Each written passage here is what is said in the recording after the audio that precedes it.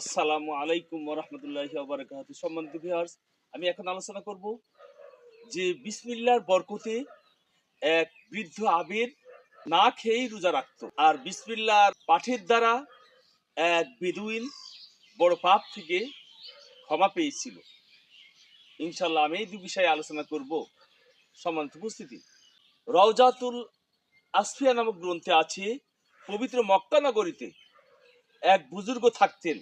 সারা বছর রোজা রাখতেন, সারা রাত দাঁড়িয়ে নামাজ পড়তেন। নামাজই ছিল তার একমাত্র কাজ। নামাজ ব্যতীত অন্য কোনো দুনিয়াবি কাজে কেউ কখনো দেখেনি, খানা পিনা করতেও দেখেনি কেউ। ইফতারের সময় তিনি পকেট থেকে একটি ছোট্ট চিরকুট খুলে প্রাণ ভরে দেখতেন, অতঃপর আবার পকেটে রেখে দিতেন। মৃত্যুর পর যারা তাকে গোসল দিয়েছে তারা পকেট থেকে সেই চিরকুটটি বের করে দেখে, তাতে লেখা আছে বিসমিল্লাহির রহমানির রহিম, এবং এও প্রকাশিত হলো এই বিসমিল্লাহর উপরই তার জীবন জীবিকা চলতো।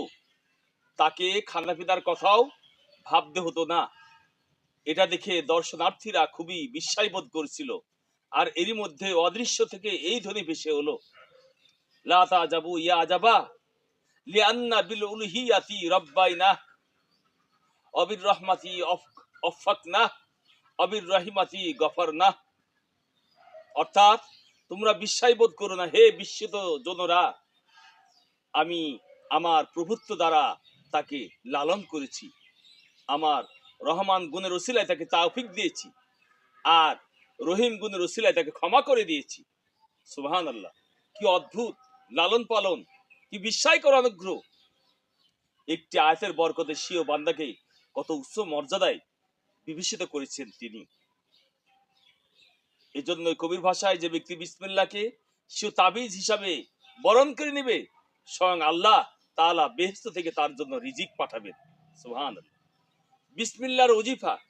এক আরব্য বেদুইন নবীজির খেদমতে সে আরজ করলো, হে আল্লাহ রাসূল, আমি বড়ই পাপী, আমার মাগফিরাতের জন্য একটু দোয়া করে দিন। ইরশাদ করলেন, নিয়মিত বিসমিল্লাহ শরীফ পাঠ করো, মহান দয়ালু প্রভু তোমার পাপগুলো ক্ষমা করে দিবেন।